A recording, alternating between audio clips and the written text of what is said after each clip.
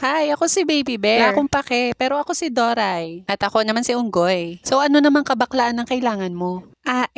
Gusto ko sana makauwi na sa amin at makita ang aking nanay at ang aking kapatid. Maaari niyo ba akong ihatid, ha? Sure. Oo naman. Yay! Group hug! Anong nakakatawa? Ay! May pagong! Mukhang hindi sila makaalis kasi hindi niya magising yung anak niyang tatanga-tanga. Tulungan natin gisingin ang kanyang anak. Isigaw natin na malakas. Gising pagong! Di ba sabi ko laksan nyo? Isa patang ina nyo. Gising pagong! Ayan, nagising na ang puta. Tara na. Napakasarap talagang tumulong, lalo na sa mga nangangailangan, di ba? Oo nga. O bakit may pag-ikot, be? Yay!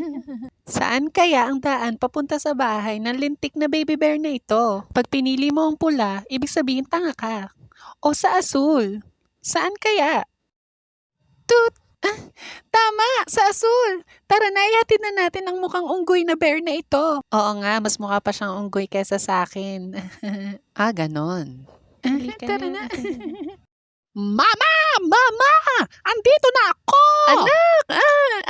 Napabuka ka na ako eh. Saan ba ikaw galing? Ma, nagdala ako ng kakainin natin mamaya sa dinner oh. Hindi nila tayo naiintindihan kaya okay lang mag-usap tayo. Ay, mukhang malasa nga ang batang ito eh. Pati ang unggoy pwedeng adobohin. Bitch, what are you saying? Yeah, dude, what's up?